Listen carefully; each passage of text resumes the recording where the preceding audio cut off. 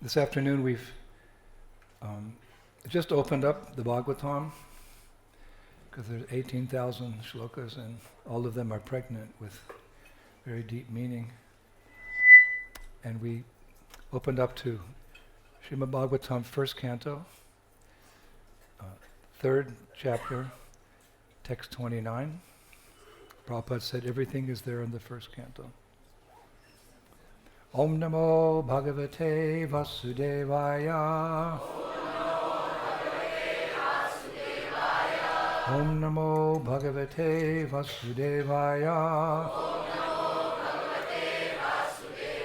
Om Namo Bhagavate Vasudevaya.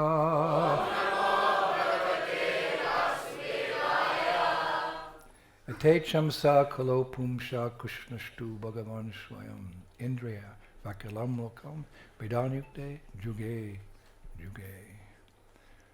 All of the above mentioned incarnations are either plenary portions or portions of the plenary portions of the Lord.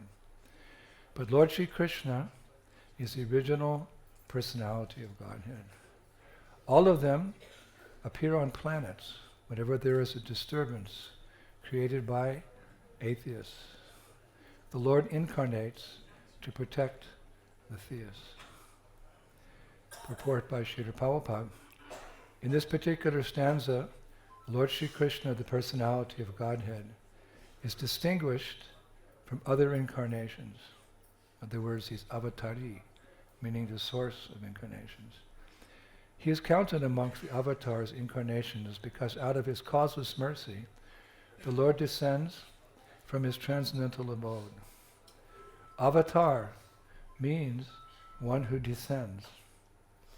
All the incarnations of the Lord, including the Lord himself, descend to the different planets of the material world, and also in different species of life, to fulfill particular missions. Sometimes he comes himself, and sometimes his different plenary portions or parts of those plenary portions or his differentiated portions, directly or indirectly, empowered by him, descend to this material world to execute certain specific functions after leaving his transcendental abode. Omagyan timadandasya gyanangana shilakaya Chakshurlamiritam Jainatasmai Sri Sri Chaitanya Mano Vishram Shvapitam Jaina Bhutale Swayam Bhupa Kadamayam Tadansi Svabha Jai Shri Krishna Chaitanya Prabhu Nityananda Shri Advaita Gadadhar Shivasta Hare Krishna Krishna Krishna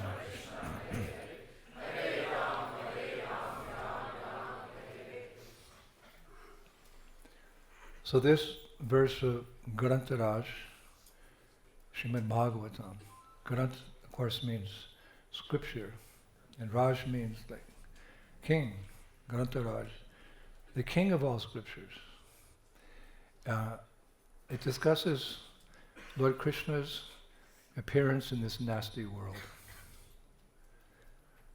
This material world has been compared to a prison where rebellious souls are sent to spend their time.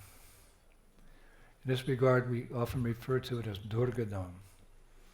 I know here in Bengal, there's a whole festival dedicated to Durga, but she's the warden. I never see prisoners in a prison worshipping the warden. But she has the thankless task. She's a pure devotee.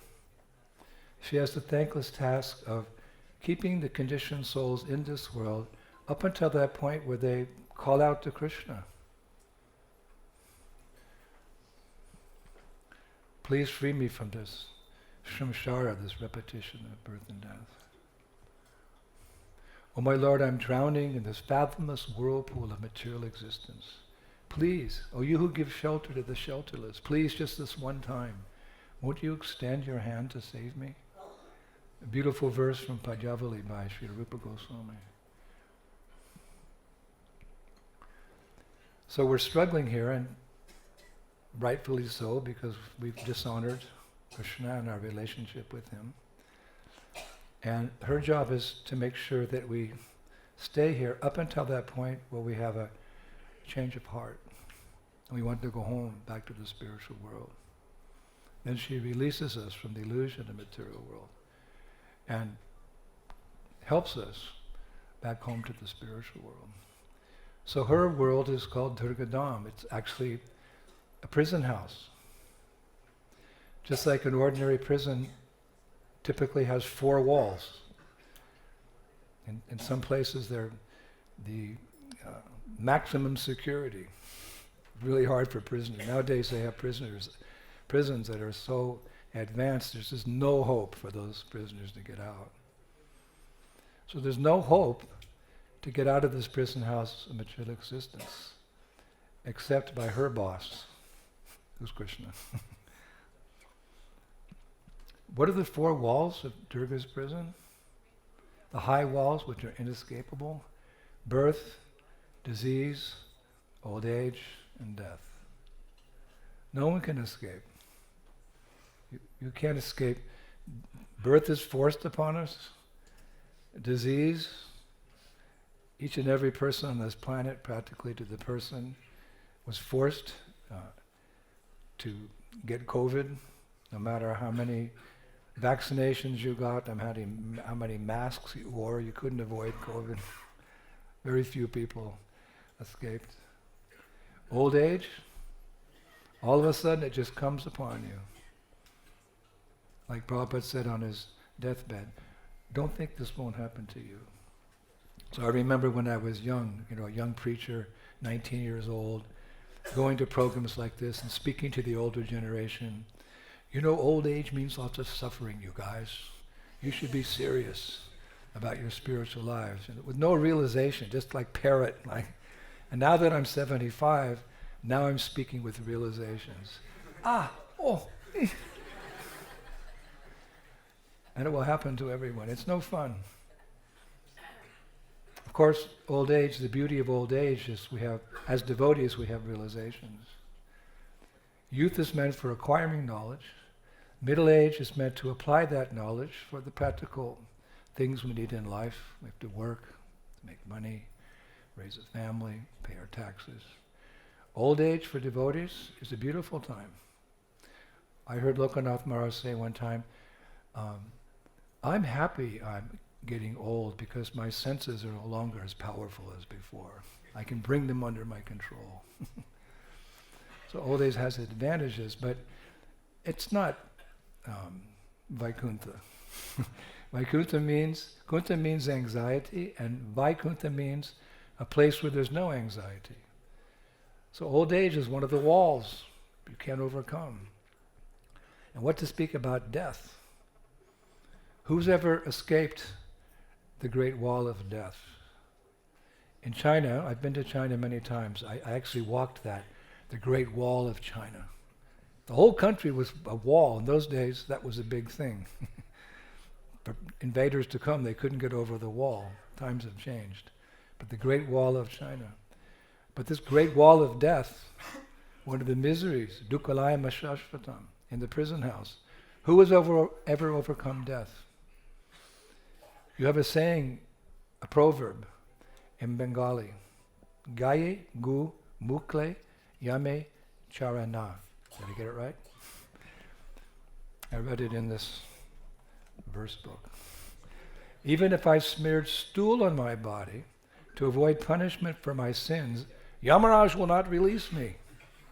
Or, no one can escape death by any means. Gaye gu mukle yame charana. Prabhupada, many times. Here in Bengal, he would use that phrase. Who can escape death? We all know the story of the ride to Ahmedabad. There was one wealthy man, some distance away, perhaps, let's say in Delhi or something, and he sent his servant to the market to buy some fruits and vegetables. Servant. And when his servant was in the market, he saw death personified at the market, some hiding in some corner, looking at him. Death personified, Jamaraj. looking at him. He became terrified. And he ran back to the residence of his master. And he said, "Master, I saw death in the market. He was looking for me. He was looking right at me. I'm afraid he's going to take me today." So his master said, "Get on this horse and ride swiftly to Ahmedabad to avoid death. You'll get away like that. He won't catch you here in the town. Get on the horse." Slap the horse. Servant took off. Saved my servant. So the master had the audacity then to go to the marketplace and find this death personified and chastised him. He found him. "Hey, death, you were going to take my servant this morning. Well, ha ha ha, you can't catch him." So the Yamaraj said, "What's the name of your servant?" He gave the name. Yamaraj took out his little book and he said, "Your servant, yes, I have an appointment with him today at 12 o'clock on the road to Ahmedabad."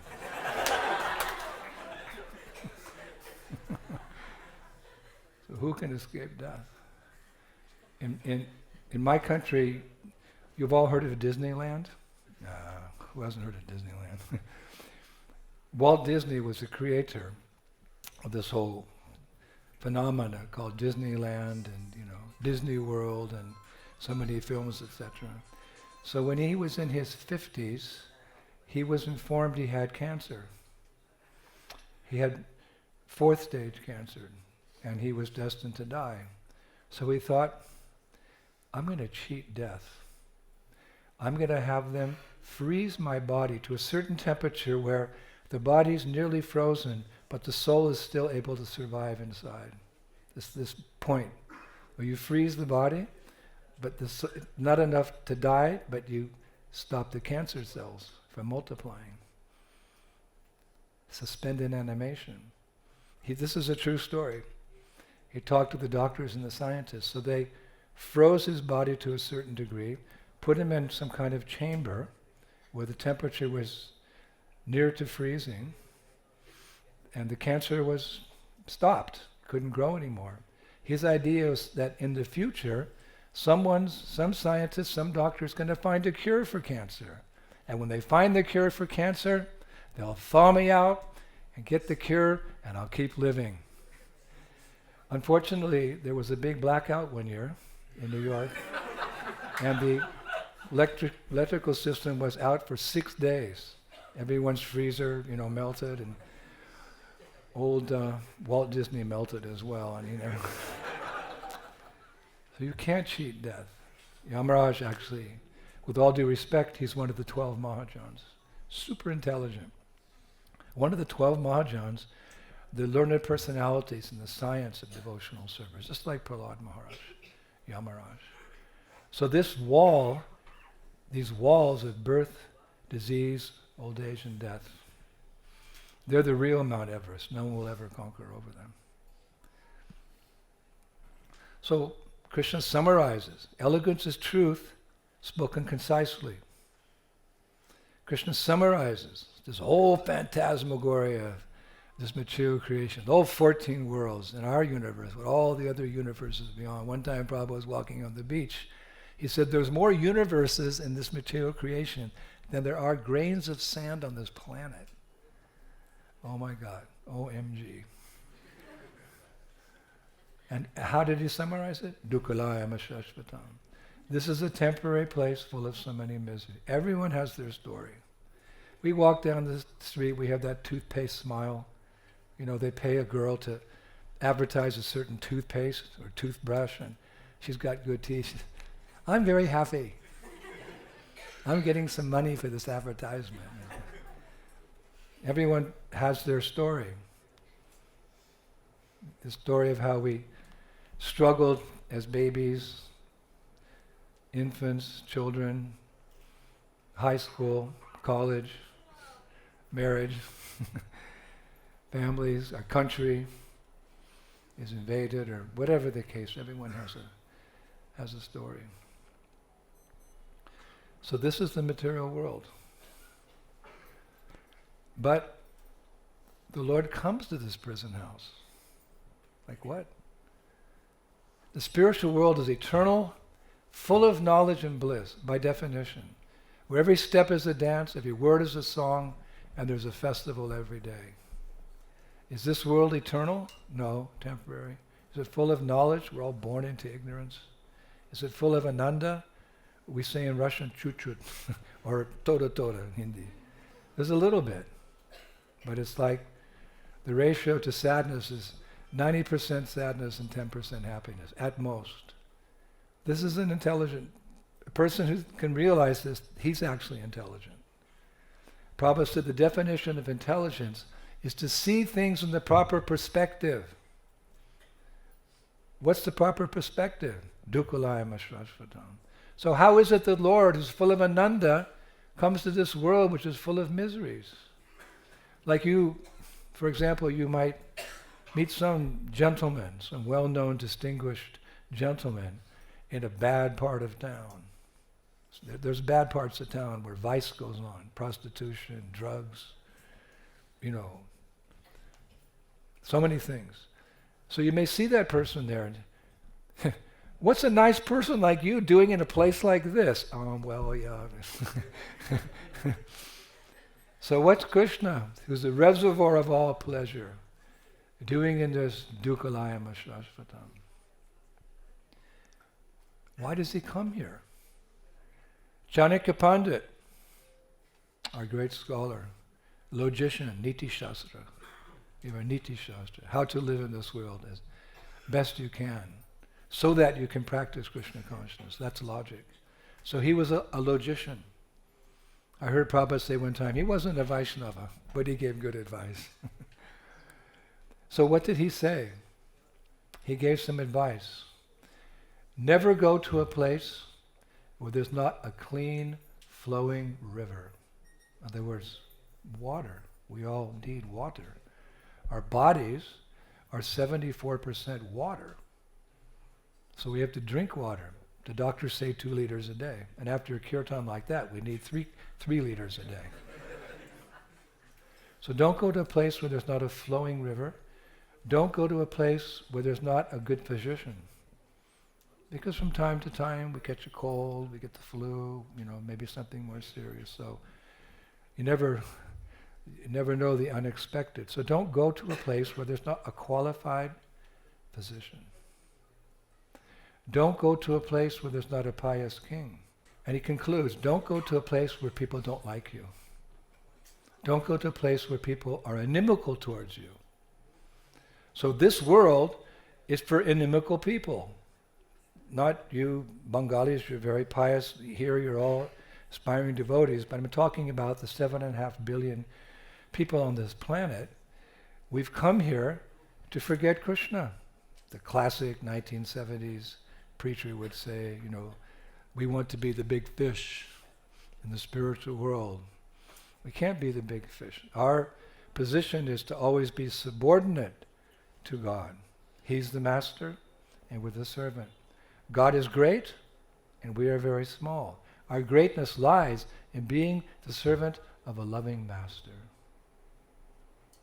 That's our Jivera Supoya Krishnara Nityadas. We're created as servants. To be master is artificial. But I've seen South Africa in particular, when I was originally going there 23 years ago, many families had servants.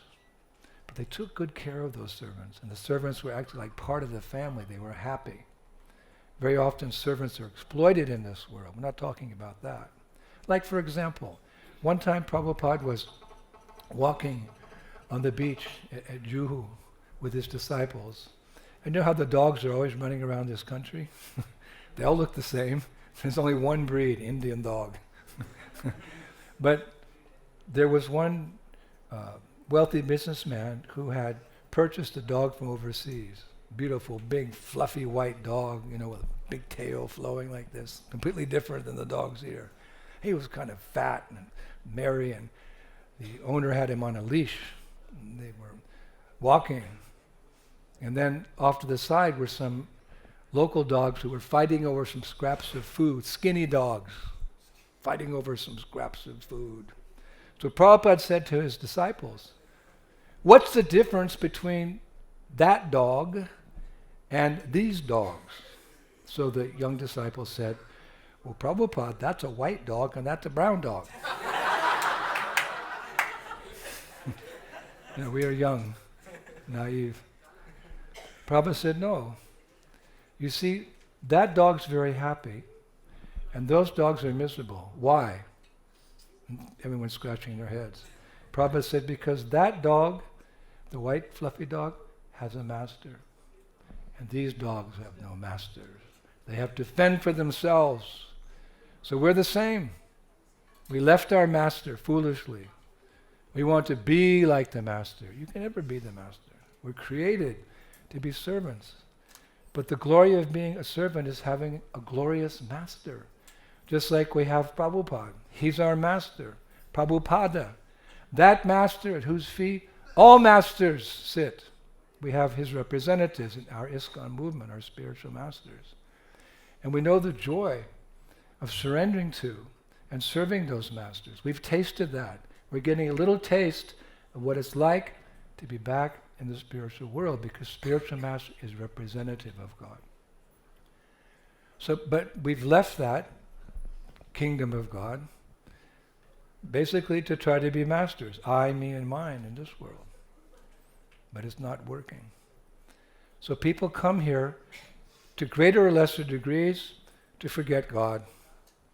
The greater degree is that there is no God, an atheist. To a lesser degree, my mom used to say, son, there's something out there. What is it, Mom? Son, there's something greater out there. What is it, Mom? I don't know. Someday we'll find out. I didn't find out till I met Srila Prabhupada. Then I found out what's out there, not just some love, some energy, Supreme Personality of Godhead. Govinda Maripurusham Tamaham Bhajami. How can you love someone? Dharma, religion means to awaken our dormant love for God. How can you love someone you don't know anything about? This is the glory of India. India is teaching the world who is God. How does he dress? What are his preferences in food? Who are his associates? What are the different moods, the different rasas by which you can serve God in a loving mood? This is India. This is India. And we have to keep that light burning here. Because we have so much information about God. Prabhupada said one time, well, this is the 70s, we know his telephone number. So devotees said, what is it? Prabhupada said, Hare Krishna, Hare Krishna, Krishna Krishna, Hare Hare, Hare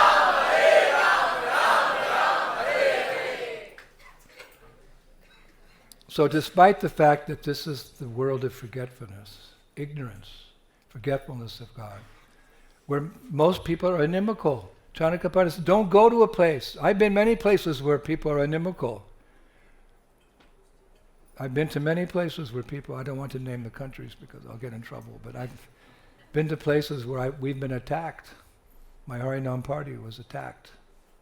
And we had to fight for our lives. I've been to places where I've been imprisoned. I'll say that in the 70s, Franco was a dictator.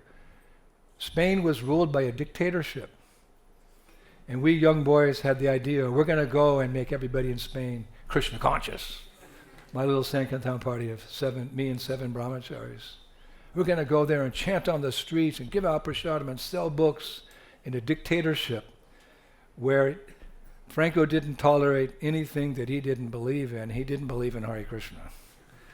He wasn't even a Christian. He was just an autocrat. We drove into the country. We drove into Madrid. Got out of the car. Hare Krishna, Krishna Krishna. We met a few pious people, a family. They said, come to our home and tell us about who is your God. We said, sure. So we took our drums and our kartals, and that evening we had a program in their home, just, the parents and the daughter and the son. And we're Hare Krishna. Suddenly, a knock on the door. And I'd heard that knock enough times to know what it meant.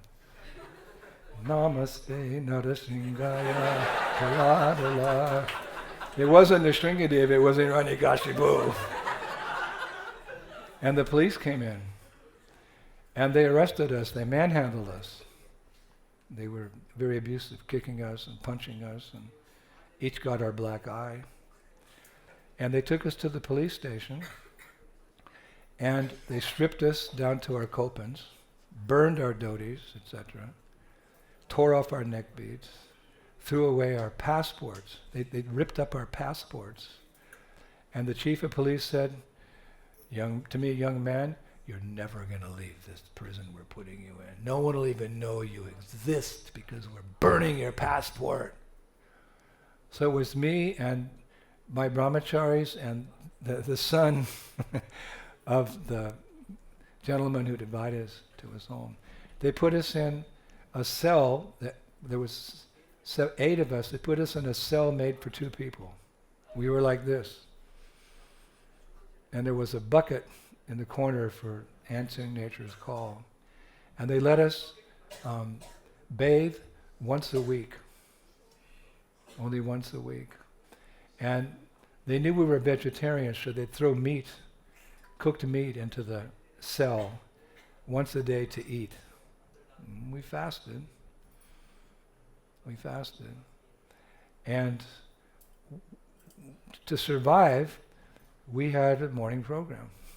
We'd get up, which means that we were standing up sleeping, and we pretended to have Mangalarti, then Guru Puja, then we imagined Tulsi Devi, Tulsi Puja, then Bhagavatam class. I would give Bhagavatam class like this. Because if we made any noise, they would come with boiling hot, scalding water and throw it on us. So we had a whole morning program. Namo, namo, we're dancing. We were in ecstasy. We just stuck to the process. Irregardless, we stuck to the process. Showering once a week. Woo! Boy, did the boys stink. And we were there something like 5 weeks. I learned later that, that our authorities kind of wrote us off, like no one knew where we were. And we were actually thinking we would be there, for the rest of our lives. But what happened is that the son, his father, who had invited us, he was a judge. Here comes the judge. He was a judge, and he knew what happened. So through the legal processing, he was a very powerful personality. Somehow, you know how judges are, lawyers, somehow they turned the tables. So they let us out one day in our kopans. They drove us outside of town 5 kilometers, and it was freezing cold, and it's like 4 o'clock in the morning in the dark. They let us out of the van. You're free.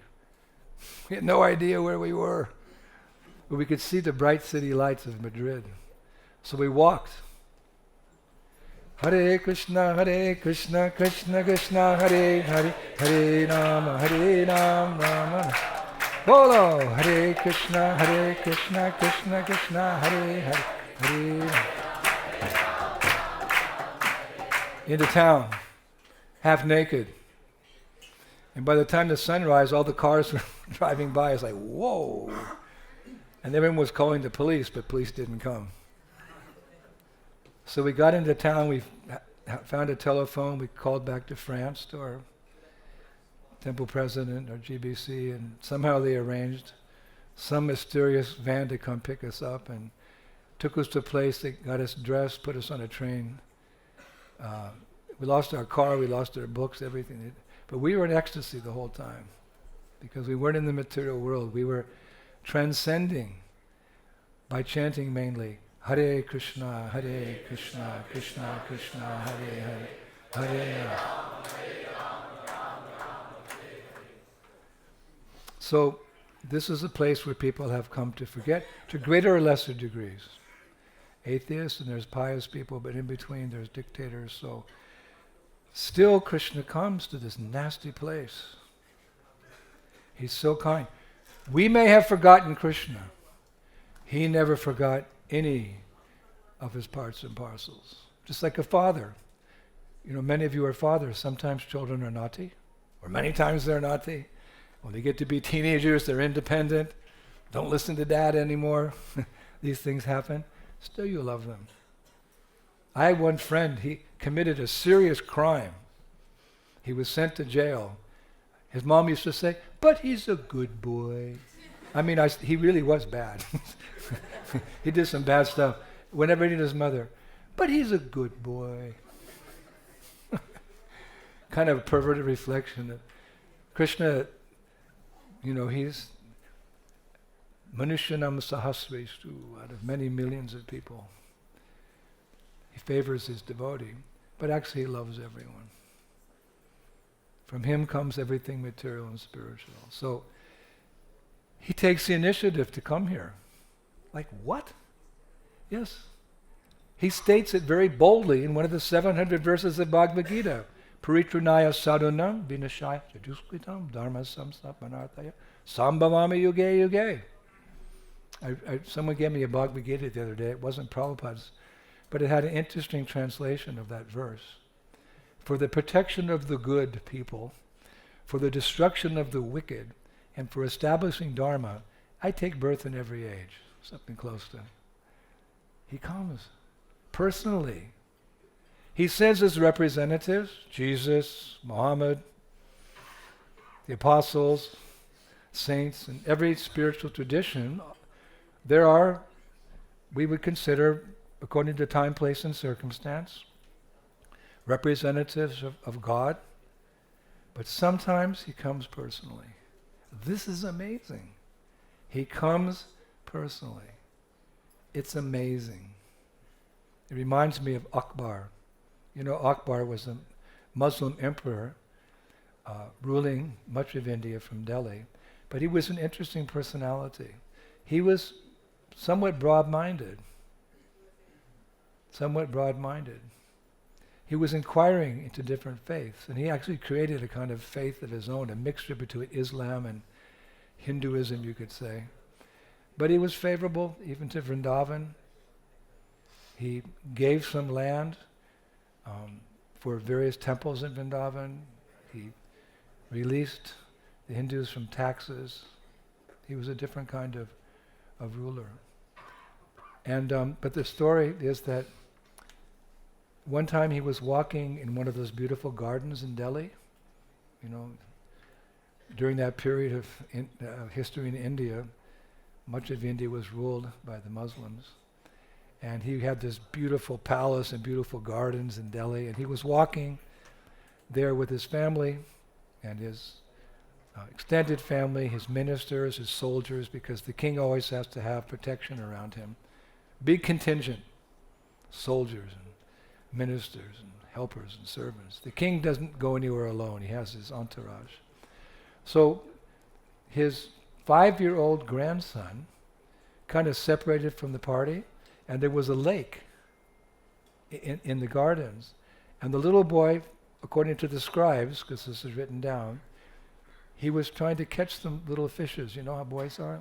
And he fell into the pond, the grandson of Akbar, and he started to drown. Blah, blah, blah, blah, blah, blah. It wasn't that far, perhaps where I am, to the wall.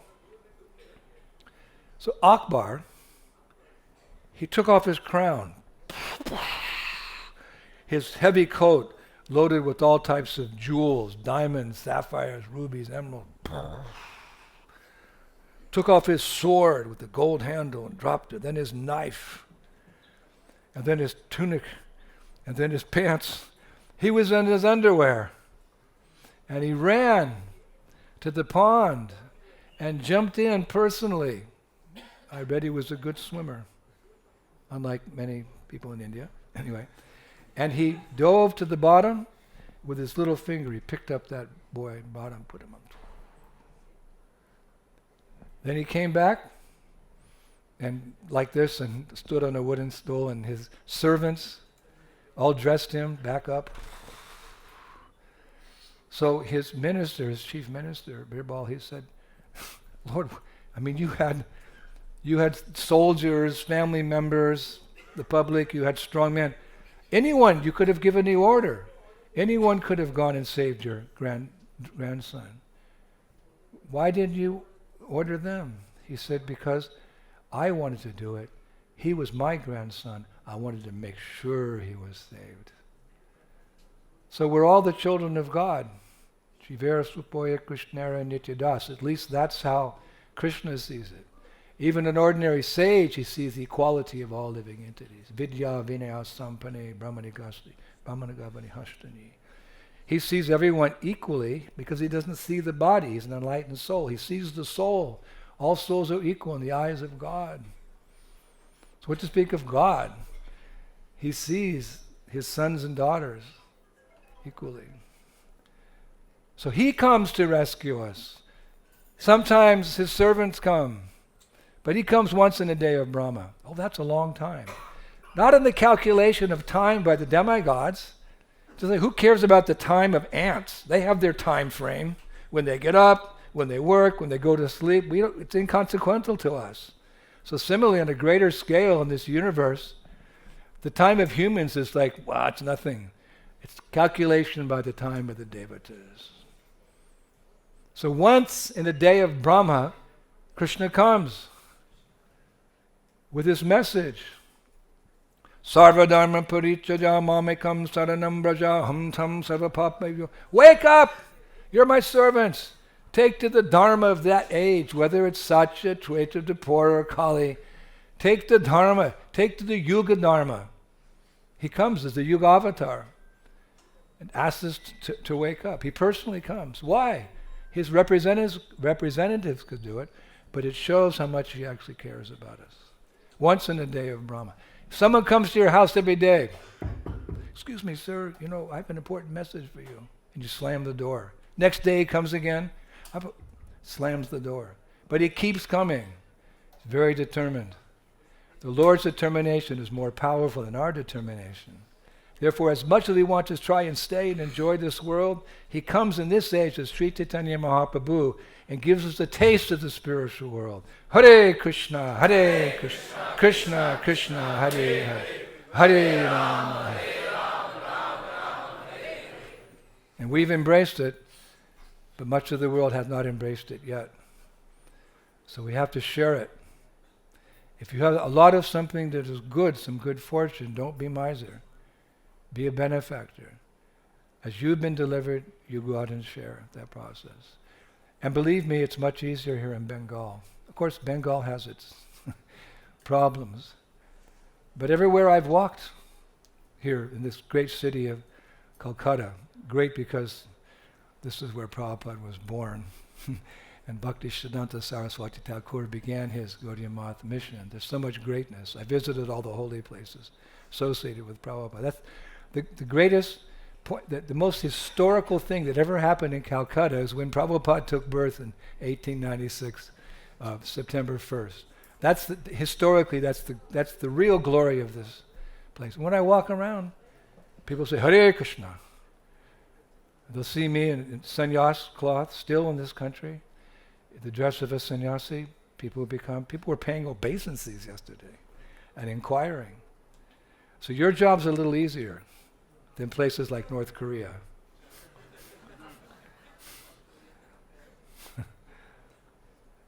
And you have to preach, because India is the only guardian of this faith. We offer our respects to all other spiritual traditions, but this is like the quintessence of Dharma.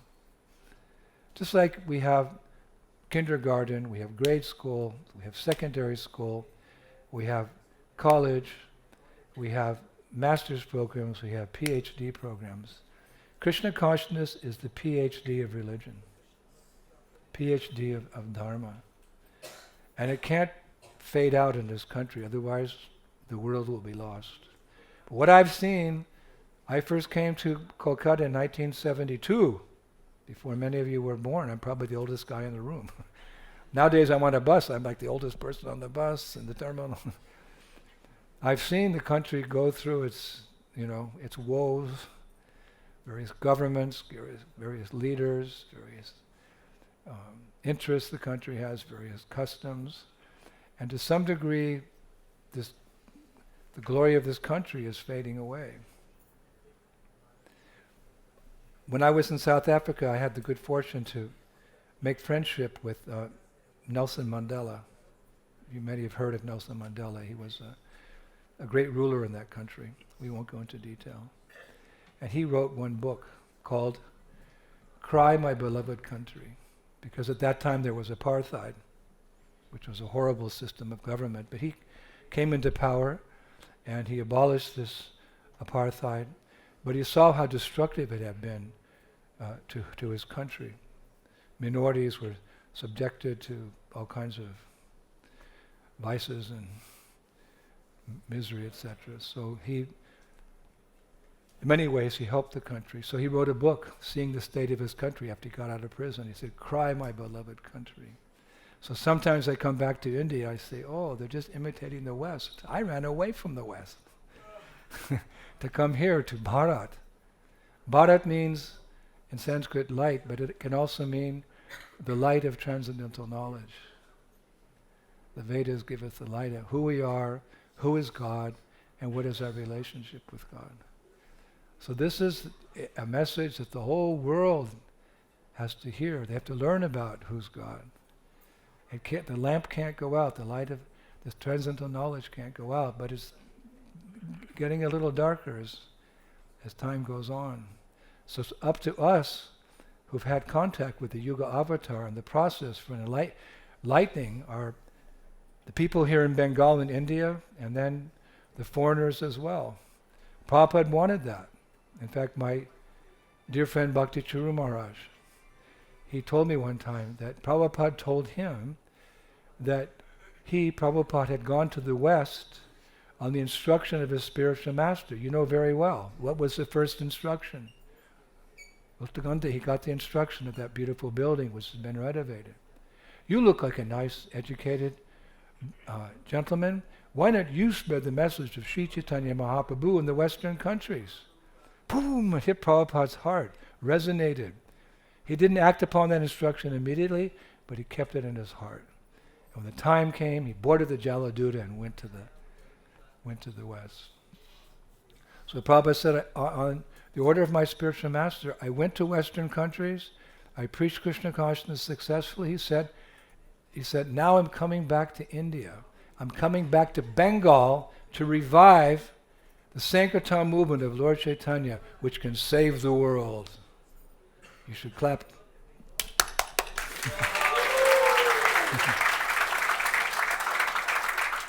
Prabhupada was a Calcutta boy. You know that story. This is where he was born and raised and imbibed eventually the culture, the original culture of Bengal, the culture of Sri Chaitanya Mahaprabhu.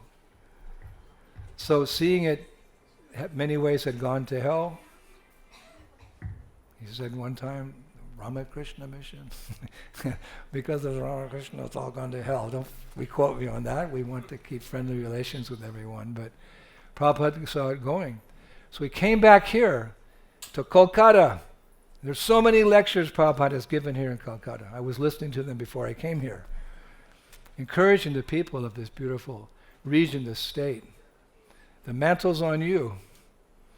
The mantle's on every Indian, Prabhupada said, that the most pious people in the universe, they take birth again in Bharat.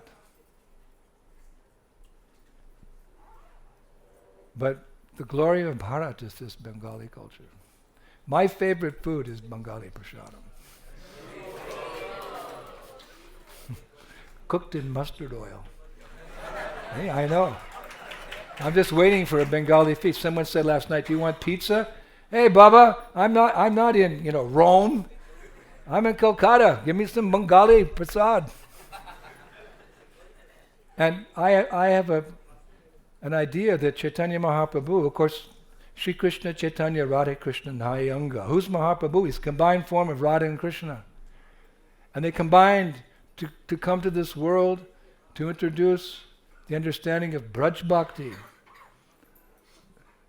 the love of the residents of Vrindavan for Sri Krishna, and to introduce the chanting of the Hare Krishna Maha Mantra.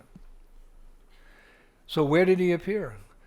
Thank God, meaning him, he didn't appear in Chennai, with all due respect. Because they have, what's it called? Payasam.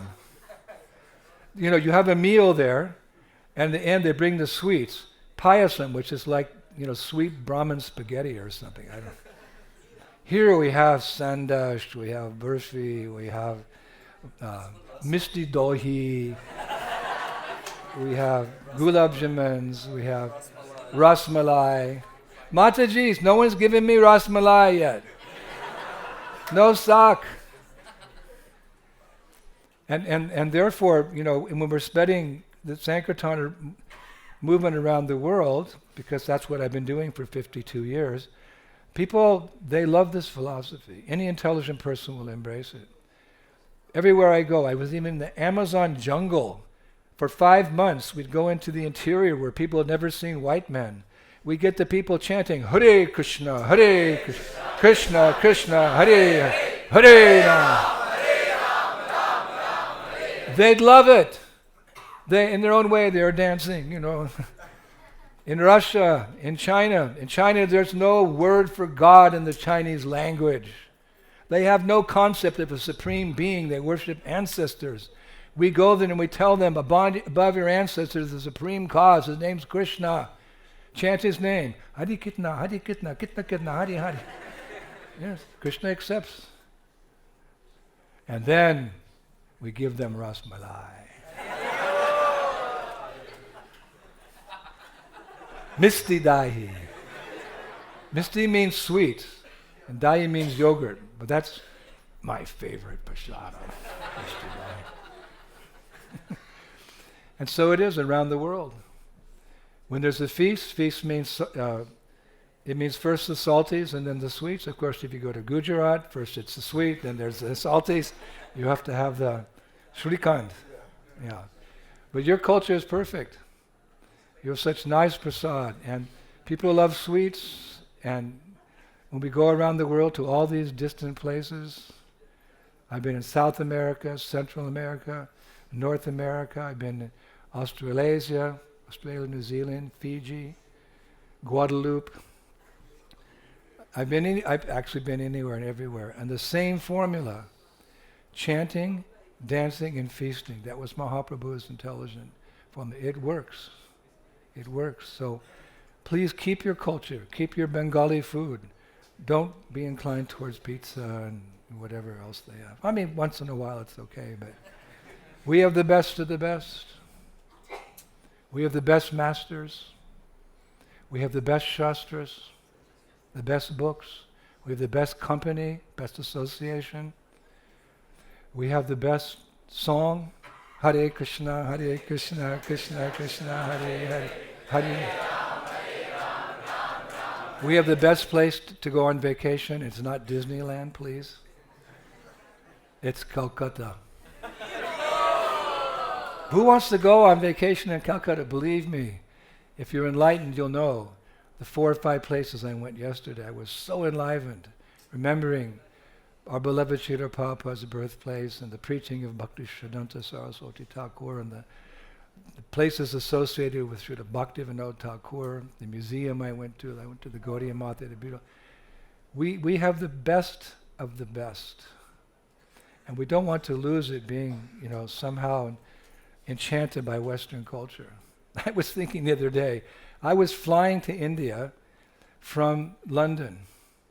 Actually, I was flying from San Francisco. We have our Silicon Valley there, IT.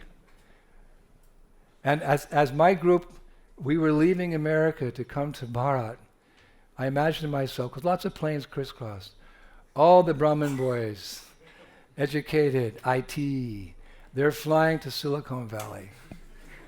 So all the young boys for IT, they're going to San Francisco, and we Westerners, disillusioned with Western culture, we're coming to Calcutta and Vrindavan. What is the irony? We have to combine the cultures. We need technology, of course. We can spread Krishna consciousness with science and technology. But we can defeat Mr. Rudyard Kipling, who said, "East is east and west is west, and never the two shall meet." Excuse me, sir. This Hare Krishna movement is blending the East and the West together. We're using Western technology and science Spread the message of Krishna consciousness. So please keep your Bengali culture. When you have sweets, you don't need ice cream. You have, what's it called? Coffee. Coffee. Coffee. You don't need Baskin and Robbins. You have coffee. You have everything original. The original is the best. The perverted reflection is not best. We have the spiritual world, which is the original. Don't be enchanted by the perverted reflection of this material. Keep your Bengali culture. Share it with the local people. Revive Krishna consciousness in this region of India. Revive your compatriots all over India. And then, like Prabhupada, somehow or other, help the whole world, which is going to hell, to again become Vaikuntha by chanting Hare Krishna, Krishna Krishna, Hare Hare, Hare Ram. Teach them to dance in ecstasy and feed them Bengali sweets. Thank you very much. Hare Krishna.